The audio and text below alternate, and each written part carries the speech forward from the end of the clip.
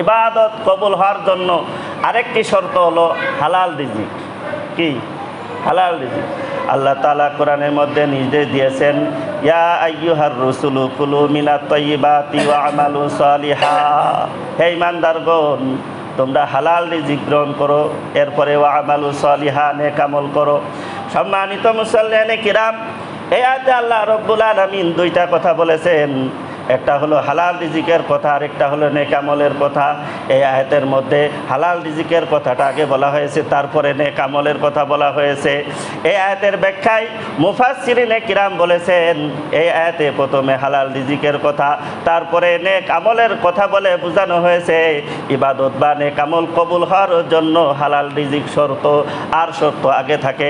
তাই হালাল রিজিকের কথা বলে বোঝানো হয়েছে যে এটা হলো একটা শর্ত। হালাল রিজিক এত বড় মৌলিক বিষয় যে রিজিক হালাল না হলে সে বেহেশতে যেতে পারবে না, এমন কঠোর কথাও বলা হয়েছে, কঠিন কথাও বলা হয়েছে। লা ইয়াদখুলুল জান্নাতা জাসাদুন গুযিয়া বিহারাম। হারাম রিজিক দ্বারা লালিত পালিত দেহ বেহেশতে প্রবেশ করবে না। হালাল রিজিক ইবাদত কবুল হওয়ার জন্য শর্ত। অতএব হারাম রিজিক খেলে তার ইবাদত কবুল হবে না, কাজেই সে কীভাবে জান্নাতে যাবে?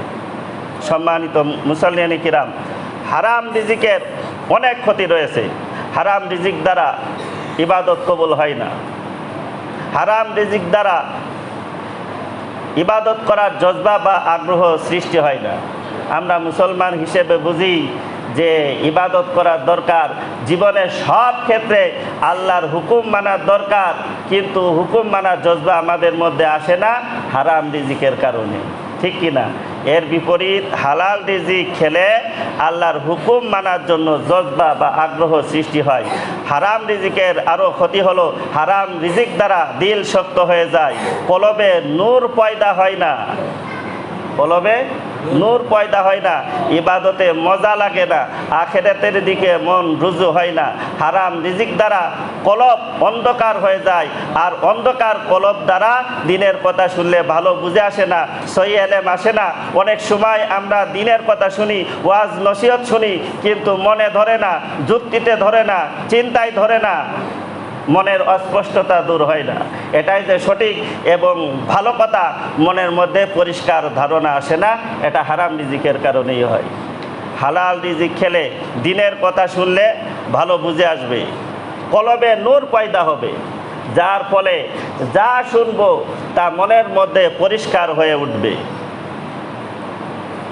দিলের মধ্যে ইতমিনান এসে যাবে যে এটাই সঠিক, এটাই বাস্তব, ঠিক কিনা? এরকম দিলের ইতমিনান নিয়ে ইবাদত করলে ইবাদতে মজা লাগবে, কলবে আল্লাহর ইশক মারেফাত হাসিল হবে। এভাবে হালাল রিজিকের অনেক ভালো প্রভাব রয়েছে, আর হারাম রিজিকের অনেক খারাপ প্রভাব রয়েছে।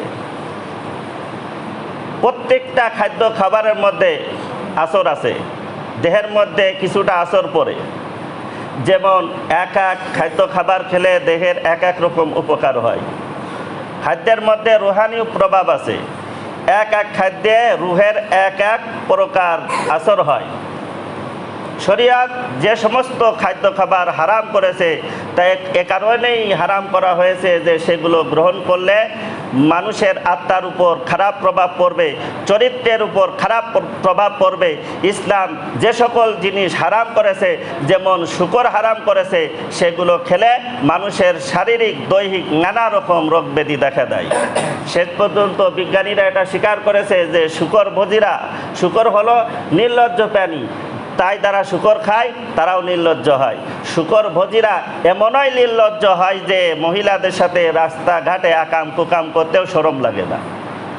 সম্মানিত মুসল্লিয়ানে কিরাম, এভাবে শরীয়তে যত জিনিস হারাম করেছে তার ভিতরে কোনো না কোনো খারাপ রয়ে গেছে, তার ভিতরে কোনো না কোনো খারাপ রয়েই গেছে। সম্মানিত মুসল্লিয়ানে কিরাম, এই জন্য হারাম রিজিকের ধারের কাছেও যাওয়া যাবে না। হারাম রিজিক খেলে ইবাদত কবুল হয় না। ইবাদত কবুল হওয়ার জন্য আরেকটা শর্ত হলো সহি তরিকায় করা।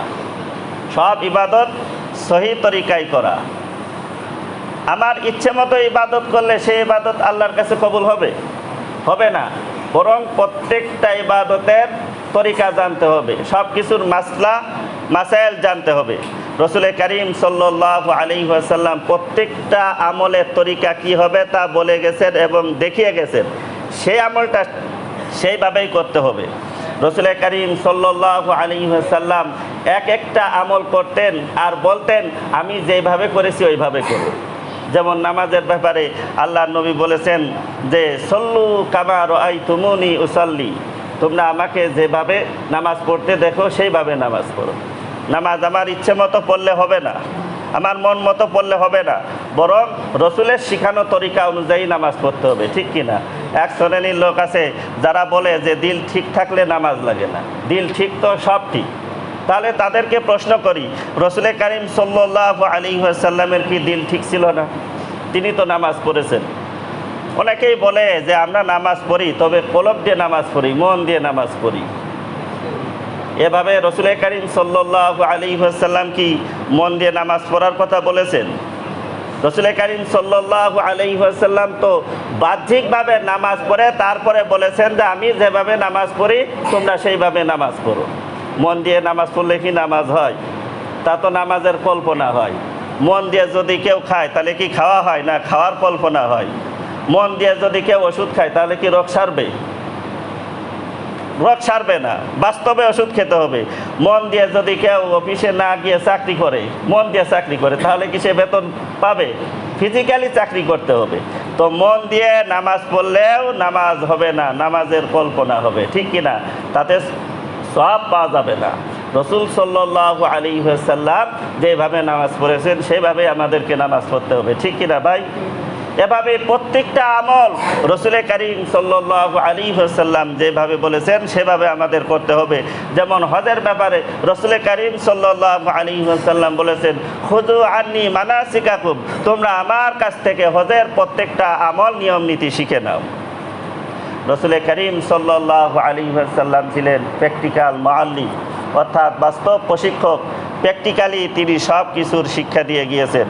প্রত্যেকটা আমলের রূপ কী হবে, তার তরিকা কি হবে, সব কিছু আমরা রসুল করিম সাল্লাল্লাহু আলাইহি ওয়াসাল্লামের কাছ থেকে মাধ্যমে জানতে পেরেছি। প্রত্যেকটা আমল সেভাবেই করতে হবে। আমার নিজের খেয়াল খুশি মতো করলে হবে না, রসুলের শিখানো তরিকা অনুযায়ী হতে হবে। প্রত্যেকটা আমলের তরিকা কি তা জানতে হবে। প্রত্যেকটা মাসলা মাসাইল কি আমলে সেটা জানতে হবে। আমরা অনেকে সারা জীবন ইবাদত করে যাচ্ছি, নামাজ পড়ছি, রোজা রাখছি, অন্যান্য ইবাদত করছি গলত তরিকায়। এভাবে গলত তরিকায় যদি ইবাদত করতে করতে আমার মৃত্যু এসে যায় তাহলে কিন্তু আল্লাহর কাছে ধরা পড়তে হবে। প্রত্যেকটা আমলের মাসলা মাসাইল তরিকা জানা আমার উপর ফরজ। এলেম তলব করাকে ফরজ করে দেয়া হয়েছে। তলাবুল ইলমি ফারিদাতুন আলা কুল্লি মুসলিম, প্রত্যেকটা মুসলমানের উপর জরুরি এলেম অন্বেষণ করা ফরজ। সম্মানিত মুসল্লিয়ানে কিরাম, প্রত্যেকটা আমলের মাসলা মাসাইল জেনে তরিকা জেনে আমাদেরকে আমল করতে হবে। আজকের আলোচনার সার কথা হলো ইবাদত কবুল হওয়ার জন্য, আল্লাহর কাছে গ্রহণযোগ্য হওয়ার জন্য অনেকগুলো শর্ত রয়েছে। তার মধ্যে সবচেয়ে বড় শর্ত হলো ইখলাস। 2 নম্বর শর্ত হলো হালাল রিজিক। 3 নম্বর শর্ত হলো রসুলের শিখানো তরিকা অনুযায়ী করা, অর্থাৎ প্রত্যেকটা আমলের মাসলা মাসাইল জেনে সে অনুযায়ী আমল করা। আল্লাহ তাআলা আমাদেরকে সব আমল সব ইবাদত সুন্দরভাবে সহি তরিকায় করা তৌফিক দান করুন। ওয়া আখির দাওয়ানা আনিল হামদুলিল্লাহি রাব্বিল আলামিন।